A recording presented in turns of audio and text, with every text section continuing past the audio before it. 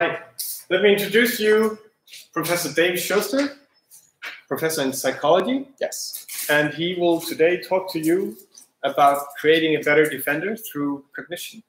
Exactly. Cognition. And, well, this is the first time we're running this in our office. This is the very first talk, so everything is very trial and go, including the streaming. If you're watching out there, hi again. We have swag over there after you. We have the Violet Blues book, Woman's Guide to Security. We have stickers, t-shirts, a few sweaters. We have refreshments, snacks, whatever you want. So please, Dave, the floor is all yours. All right, thank you. And thank you to Peerless for having me. I'm going to be talking to you. I'm an academic. I'm going to be translating as much as possible what I do academically into the real world, which is something that academics have to put a lot of effort into doing sometimes.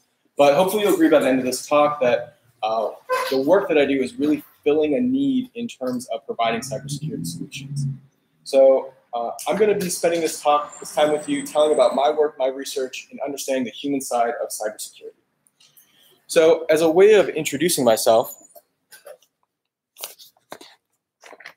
let me talk a bit about my background.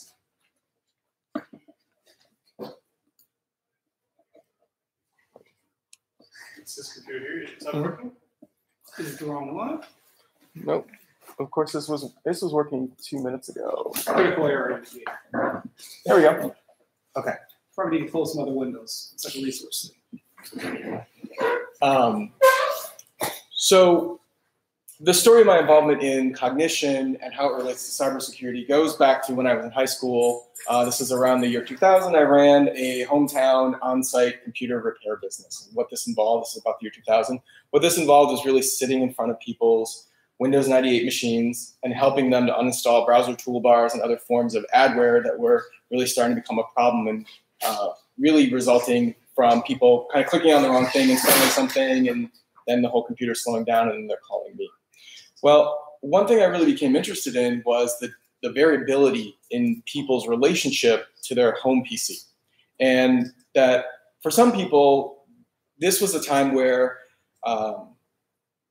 their PC is so pervasive and the internet is taking off so much that they really felt they had to have it. And it was this thing that they put in the corner of their basement, and it was just inconveniencing them and causing them grief. But for other people, they were really excited about the tools and the opportunity and the potential that this thing had in their home. And so I really became interested in what was it about people that led them to have these different relationships with their computer and their technology and their goals. Why were some people so successful in it? Why did some people struggle? And then at the same time, it really wasn't just about people. It was, what is it about the computer itself that makes people more or less successful at using it? So when you start to teach people how to do simple things in Windows 98 and they have no computer background whatsoever, it starts to be really clear how complex even very simple things are. You don't have any basis of understanding it. So fast forward, at the time I didn't know that there actually was a whole field, a science and a practice involved in understanding and looking at examining these problems. So in 2013, I earned my doctorate in applied experimental and human factor psychology. So that field really does just that. And so I identify as a human factor psychologist. You may be familiar with work that is pretty much indistinguishable as human-computer interaction or cognitive engineering, and it's very closely related to usability and user experience, if you've encountered those. So I'm faculty at San Jose State, and I have a grant from the National Science Foundation to investigate cognition in computer network defense. And I'll spend a good portion of this talk talking about that. So in support of this project, I have a lab at San Jose State University, the Virtual Environments Cognition and Training Research Lab. And the work in this lab really bridges. It involves incorporating research and students from across disciplines, including psychology, computer science, and engineering. What I do is I apply psychology to the study of complex problems involving people and technology. And really none are more complex than that of cyberspace. So usually when I give talks like this, I'm talking to a non-cybersecurity audience without a cybersecurity background whatsoever. So it's really nice to assume a little bit more familiarity with this problem space. Usually when I talk about this problem to general audiences, I start off with some statement about the size and scope of the internet, connecting over 4 billion people. Then I say something to put the financial cost of this problem to organizations in perspective. That this is estimated to be a $6 trillion problem, with losses in cybercrime estimated at $6 trillion by the year 2021. 14 trillion. 14? Yeah, with the stuff that's been happening the last 2 years, the Bitcoin tax and the tax on actual 14. Okay. Yeah, every time that number goes up, right? So the financial impact is huge. The losses due to cybercrime are not just financial, they also have a human impact. So I also talk about the impact on individual people, such as the potential for loss of life if a hospital is encumbered by a ransomware attack, or for the potential for disasters based on attacks against critical infrastructure, like water processing or power plants. So you're all familiar with those aspects of the problem. Where I come in is this problem really requires not just sophistication and technological tools in furthering the state of the engineering art, but it also requires an understanding, a prediction of human cognition and human behavior. So this really is a problem that involves that as well. And my focus is on cybersecurity professionals who work in organizations.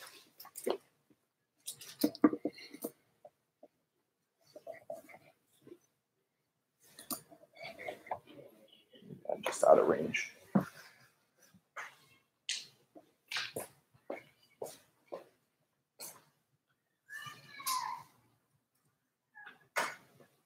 Okay, so I'd like to talk next about the need for this research and what my research can offer to this problem. So in the remainder of the talk has 2 parts to it. This first part is more about the research foundations and what psychology has to offer in the study of cybersecurity and the practice of cybersecurity. From there, I'll go and I'll talk about my specific study that I'm conducting. And the end of that will be a call for your participation in this study. We're going to be launching a survey in the next 24 hours that really asks and investigates directly some of these questions. So this is really not so much a presentation to you about what I've done, but the beginning of it, hopefully, of a dialogue in which you can tell me about your perspective on some of these assumptions and some of the problems, and then hopefully that's how we get to some of the solutions. Okay, so some of the issues from the perspective of organizations. As a psychologist approaching this problem, I don't have a cybersecurity background, so the first step in this process is what we call bootstrapping. Whether we're studying the cognition of pilots or power plant operators, the first step is to gain some familiarity with the domain. And so some of the issues that we've been reading about as a lab, that people have been telling us about as a lab, include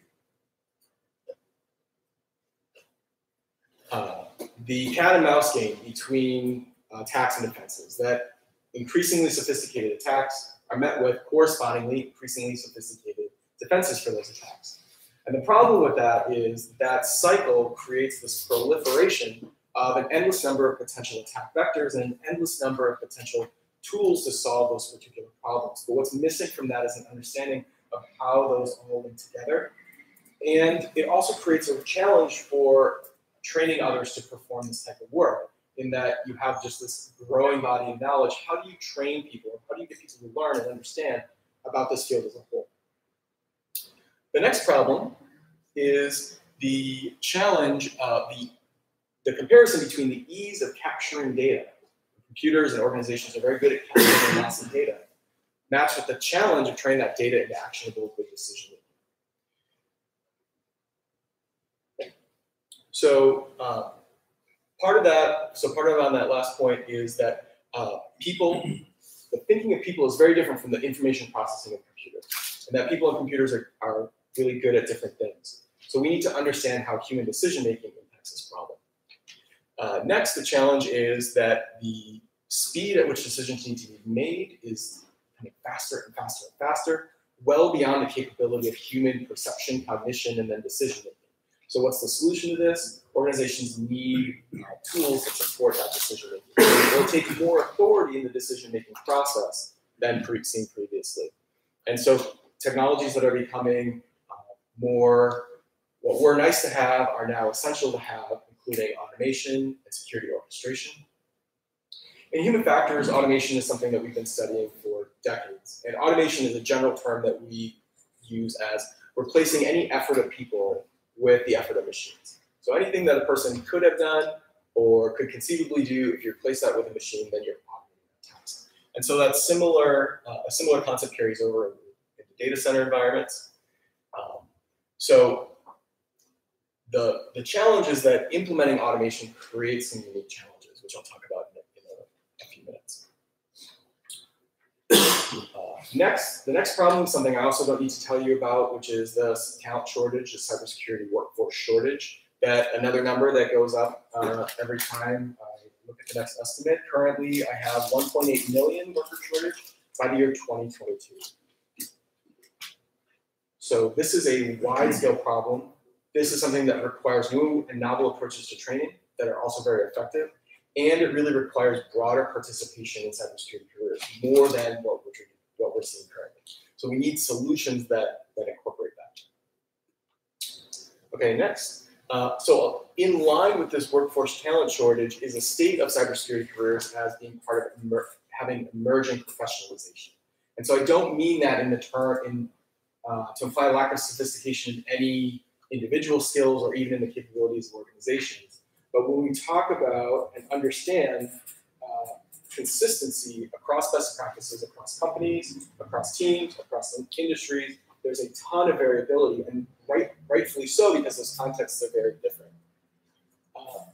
How does all that come into play? What commonalities can be shared across different sectors and businesses? And so that is something that is in the process of being fully realized. Okay. So these are the challenging problems that are affecting cybersecurity. These are things that we're hearing from organizations. But unfortunately, more issues await because cybersecurity is analogous to things that human factor psychologists have studied for a long period of time. So other complex systems like aviation have taught us a lot of things about how people think in high technology environments and how the design of systems, and by systems I mean people and technology, many people, many technological agents, all working together, sometimes working collaboratively, sometimes working in adversarial relationships, how all of those can be understood and what the best practices are for that. So with that, and then the next slide,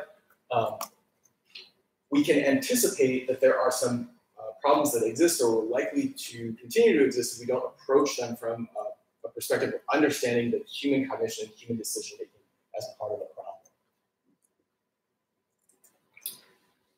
Okay, so first, I don't mean to devalue in any way the important role of technological innovation in providing solutions to cybersecurity problems. So things like advances in deep learning and big data, the capability of tools can and will and is getting more sophisticated as time goes on. So an important question is, are we reaching a point where we will be able to pull humans out of the loop completely and not depend on them? And historically, this has not been possible, and this hasn't been possible in other complex systems. So for example, even as aviation has gotten increasingly automated, increasingly complex, and increasingly effective and safe, there still is a role for human pilots. So just as we still need pilots to fly planes and we still need power plant operators, so too will we continue to need people who operate and maintain and continue to keep our networks secure.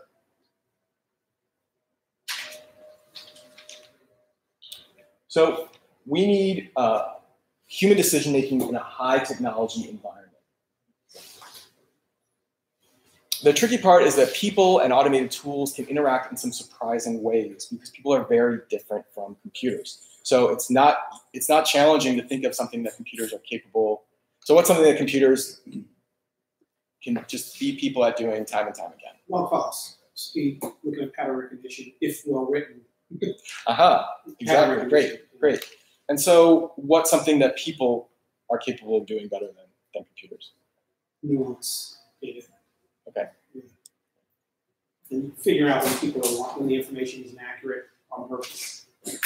Okay, dealing with deception, other people's behavior, sure. Even though that Facebook computer system they built that started to lie and tried to win, you'd expect theirs would.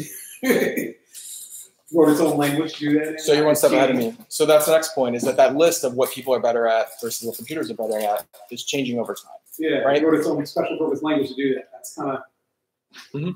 So it's shifting, but there's still a role for people, and it's important to understand if you are automating or adding additional tools, how people will react to that, because that can be the difference between success and not.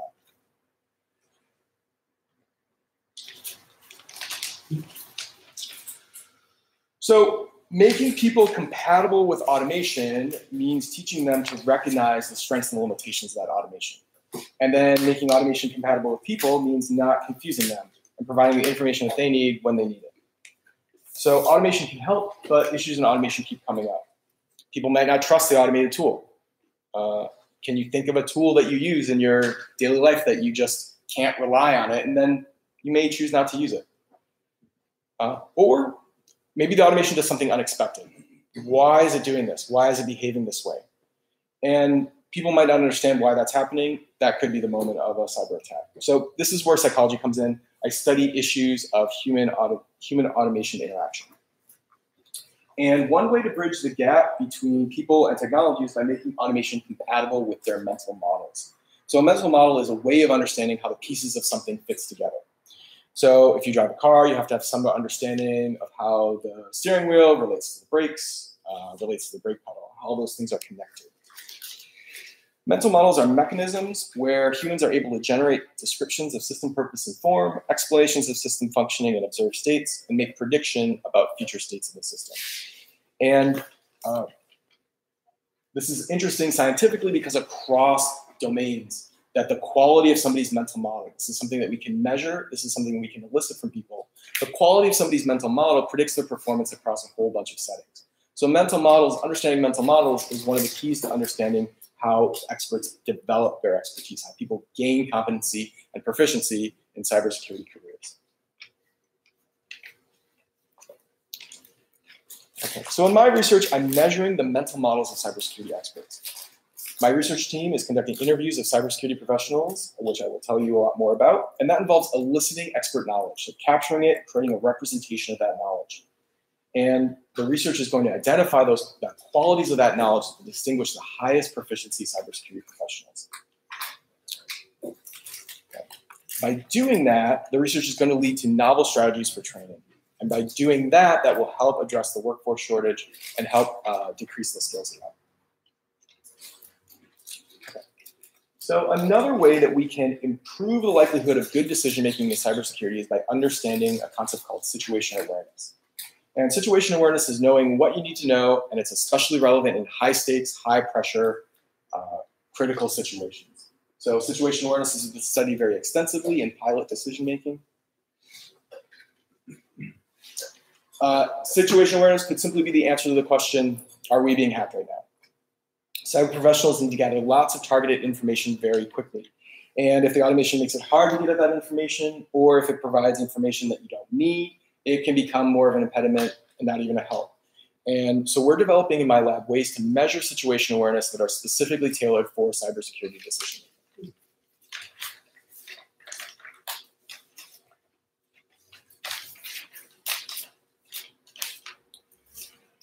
So knowing whether tools help or harm situation awareness can lead to tools that are more compatible with people.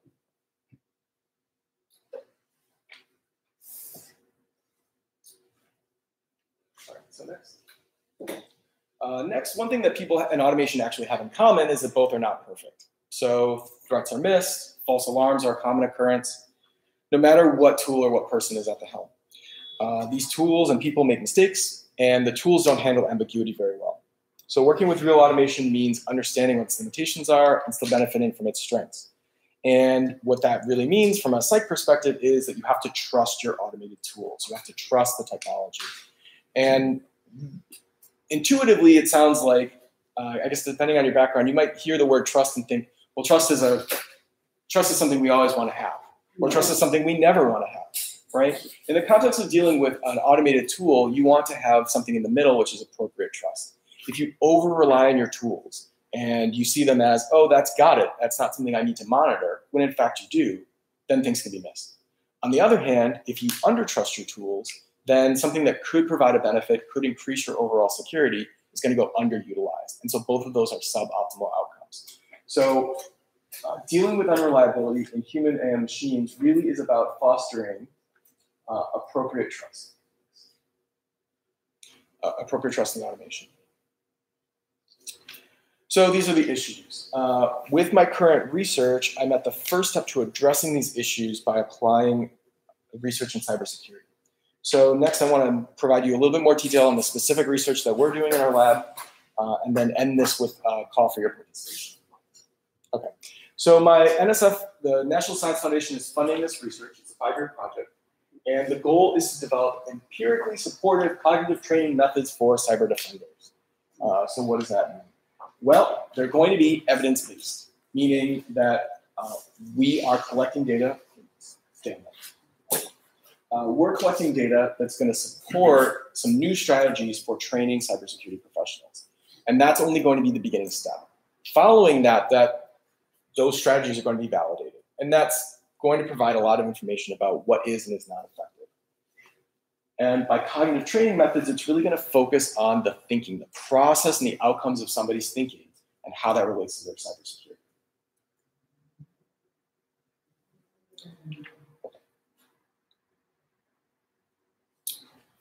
So why are we doing this? At the core of this issue is the fit between people and technology. And this is an environment in which the technology is evolving incredibly rapidly. But meanwhile, people are not evolving anywhere near this same pace, right? So largely, people will have the same capabilities and the same limitations and things like how much can they keep in their short-term memory?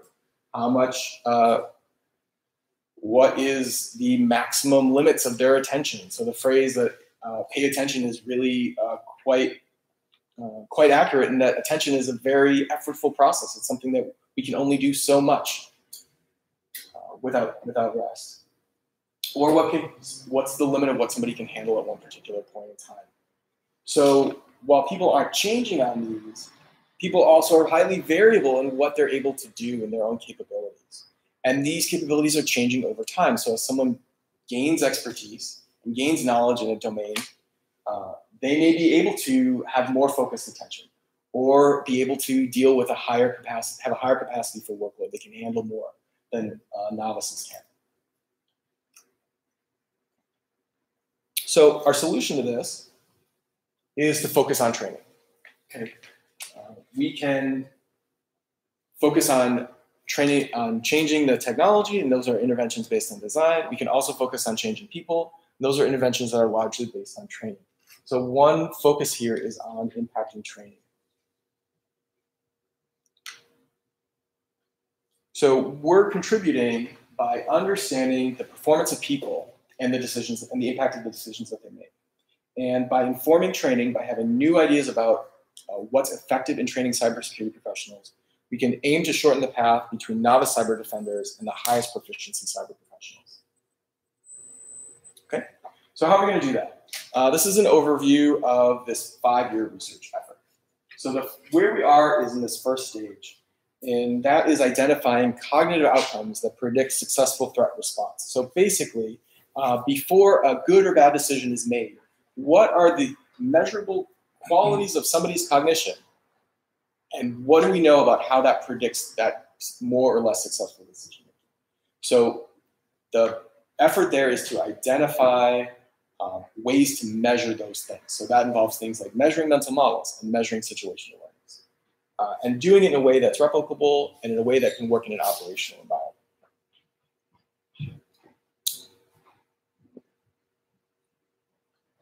So from these outcomes then, I'm going to provide a guidance for assessment, training, and tool design. So changing the technology or changing the person. And doing this is going to help provide additional pathways for cybersecurity career development and hopefully provide a strategic advantage specifically against novel threats. So the goal of my research is to abstract beyond the level of individual threats or individual tools to understand decision-making at a just slightly higher level of abstraction. I'm not claiming that we're going to have insights into cybersecurity decision-making as a one unified thing. That's totally unrealistic. But simply to go beyond one particular type of response and decision-making for this one particular type of response, to look at something that could potentially apply to the next wave of novel threats that have not been seen yet. So that is really the ultimate question for and metric for effectiveness of understanding somebody's decision-making is, can we predict the response to something that we can't model or understand or have seen exactly yet? How will this apply to future things? Okay. So next, this project focuses on a term that we started with as, when we put this research together, as computer network defense. So we're really interested in human decision-making in all parts of cybersecurity. However, the investigation is focused on those who have some type of daily operational role in keeping the organization secure. So our broad inclusion criteria is a professional who monitors or responds to threats on a daily basis. So that's how this research began. In working with organizations, it kind of became apparent that the organizations come back at us with, well, that's a fine set of inclusion criteria, but are you at all interested in, we have folks doing this particular thing that's not exactly that, but it's related to that. And that's exactly who we want to include in this investigation. So we're really interested in anyone who at all touches this general characterization. Okay. So those are the participants that are a target of the investigation. And another starting point for defining who we're talking about, so next slide, please, is NIST, National Initiative for Cybersecurity Education Workforce Framework, or the NICE framework. Who has heard of this before? Okay. We're finding a lot of variability in awareness of, use, and adoption of this. This is the federal government's effort at providing high-level characterization of cybersecurity general functionings within an organization, and then what specific job roles are attached to that. And then the ultimate goal is to identify what are the knowledge, skills, and attitudes that go along with different roles in cybersecurity careers.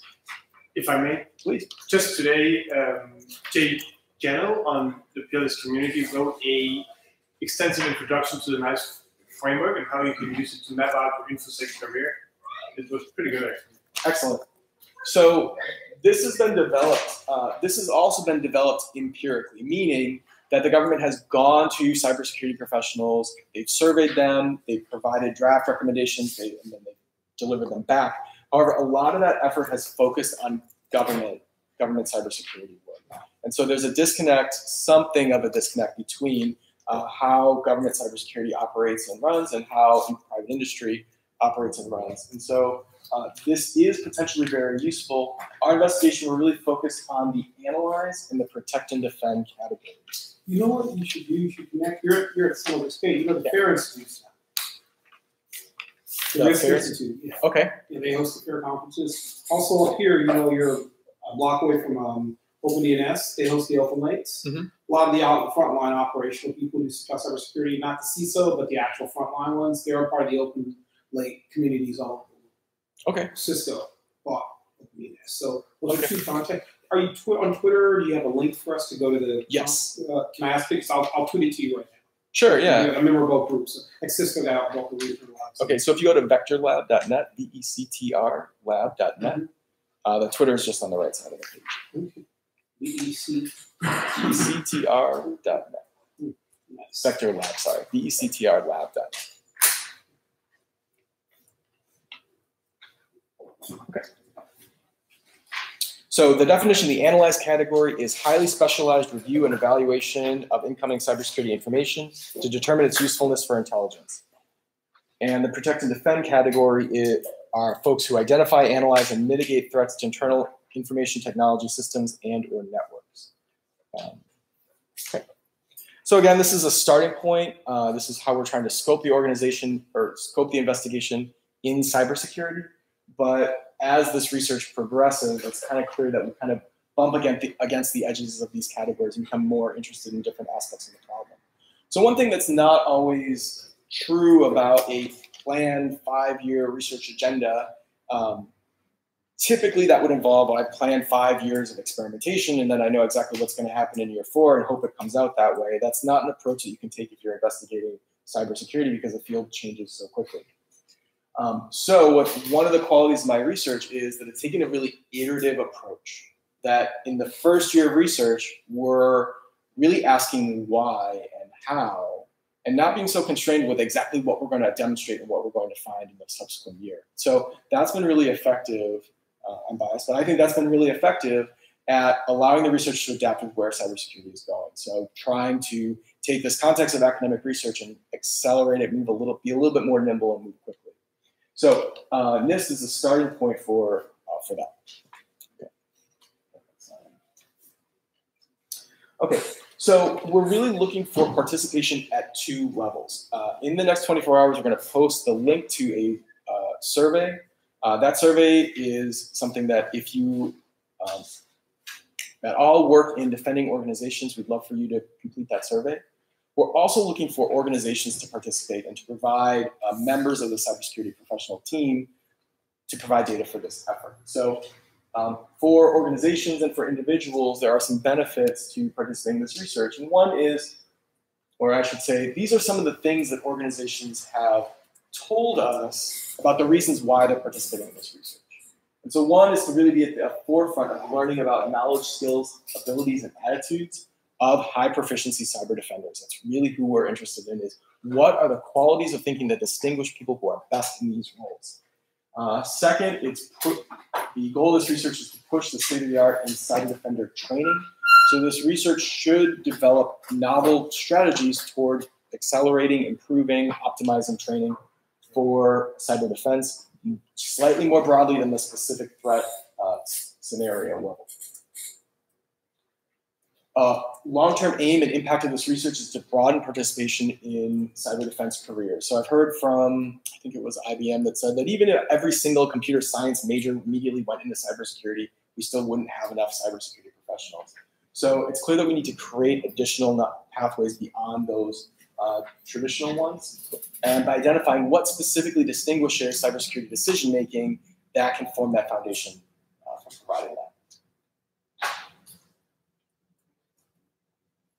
And then finally, this is a perspective that's not often investigated, which is really what's the role of people? What's the role of humans? How can we optimize human performance? Not just the performance of an algorithm or tool, but how can we see this as, and I should say it's not really just about optimizing the performance of a person, because you could have terrible technological tools and excellent people, and you're still not going to have effective security. It's really, the science is really about understanding these as a unified, complex whole. Many different forms of technology, many different people making many different kinds of decisions, many different roles from many perspectives. It's not something we can see top down and study that way. It's something that we can only appreciate and understand those complex linkages and study them.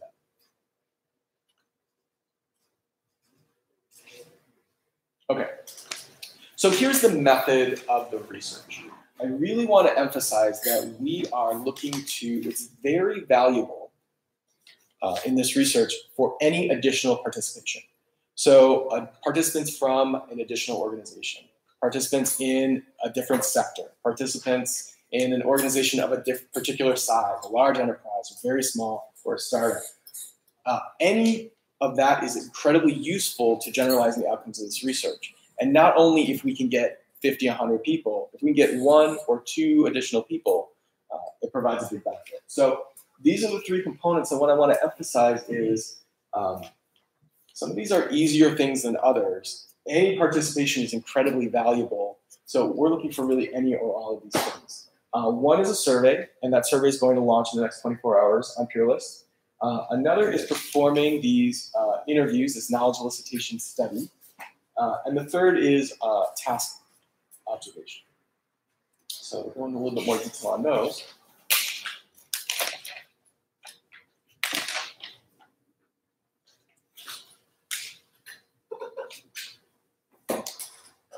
Okay.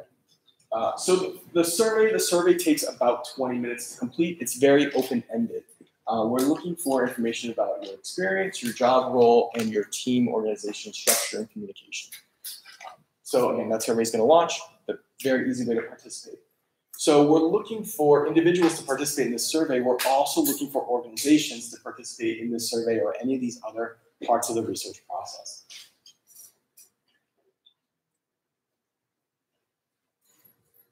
At the end of the survey, there's an opportunity, a totally optional opportunity for you to provide contact information if you'd be interested in also participating in the interview portion of the study. We can conduct those interviews in person, and we can also conduct those interviews via teleconference. Just seems really curiosity about me now, so people. Yeah, we do. Okay, great, thanks. That interview is anywhere between 60 and 90 minutes.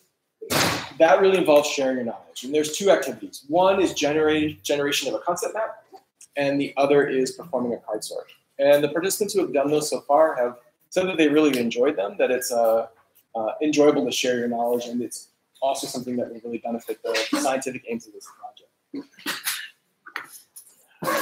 So again, that interview, you have the option of signing yourself up or asking us to contact you at the end of that survey. We really would be interested if you are in a role or you could communicate to your organization and have members of your organization participate as a group. That also would be incredibly valuable. And then the third component is task observation. So this is a latter stage of the research, so we are still developing the method for that. Our current understanding is that the observation is the trickiest part for organizations to provide us any data on. We definitely are sensitive to and understand the sensitive nature of any type of operational data or live threat response.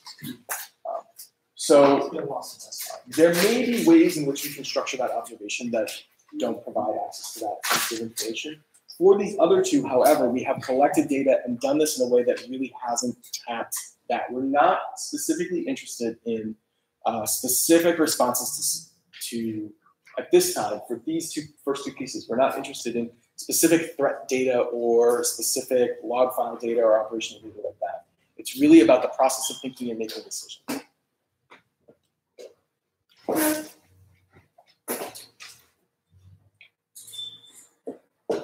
So that's in terms of supporting the participation. If you can think of another way in which we could collaborate, or if some of the assumptions that I've made here, you feel them to be incorrect or you know them to be incorrect, I would love to hear that feedback. I'd also like to give a shout out to our team. This is really a whole group of individuals, and they are all, besides me, they are all San Jose State students,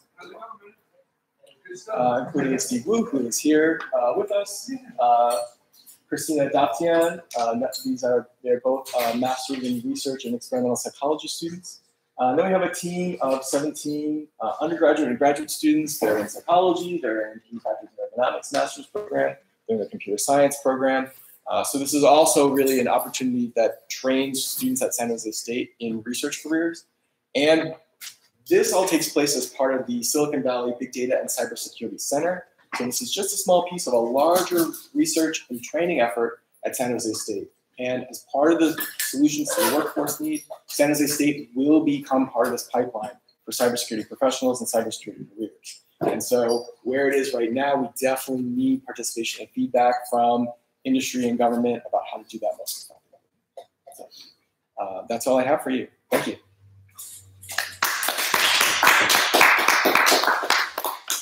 Any questions? Mm-hmm. Yeah. So you mentioned automation, you mentioned mental model situational awareness and improving there. Is there any chance you will also go into research on how do we, because you said the machines, the automation is not supposed to confuse the defenders. Right. So any research into how do we use the mental models to achieve a situational awareness where the cybersecurity defenders react in a predictable way, an optimal way? Is that part of your research? Yes. So short answer is yes. That's so really interesting. Where I guess to draw the distinction between those two things, where the mental models are really helping us to understand how somebody understands how the pieces fit together. And so drawing a concept map is one way of doing that. And one of the general features of that concept map is, as people know more about this particular domain, the links that they draw between different concepts on this map, they get richer and they get more numerous. So the concept map is going to provide a way to understand what is it that people need to be trained in and what is it that people need to understand. The situation awareness piece is about people knowing something right now. Do you have this piece of information in your head that you need to know in order to perform this particular task or respond to this particular thing? And so the situation, so in terms of impacting that operational live environment, that's where the situation awareness measurement will come in. And that maybe it's possible for this tool to even assess the human situation awareness and to know that this is important for somebody to be aware of, they're not aware of it, provide that information. And so that's an example of where the tools could be highly collaborative with people, much more than they are now. We should maybe collaborate with some UX experts also to enable you to give feedback to the entire cybersecurity vendor industry to say, our research shows that for people to cognitively get the optimal value out of your tools, the UX needs to be like this. Absolutely, that's a great idea, and that's where it impacts practice in the most direct in the user interface way. I just want to add that I'm from San Jose State as well. So at San Jose State, we also have other faculty that work on, I guess, the larger piece, right? They mentioned about the Big Data and Cybersecurity Center. So we also have like faculty, another faculty member who's a co-chair on one of the NICE subgroup, the K-12 group. Actually, they are also looking at how to train teachers, for example, when they teach about like basic cybersecurity concepts, right, at the K-12 level. Like, I guess they also have like activities into like digital hygiene. So it's kind of the whole, I guess, the whole training, right? Awareness and training and everything. So I guess Dave's study is definitely one that could maybe use your help, but we also have other areas. There's actually a new nice subgroup that is starting on apprenticeship. So we are also actually participating in that, in looking to the industry. We have industry forum. So some of our industry partners are looking to provide us with projects that we can offer to students. So that for them to be kind of like apprentice, right? How do they kind of get trained on those skill sets? That all kind of add together. Absolutely. How to understand for the whole sector. Any further questions? All right, let's give David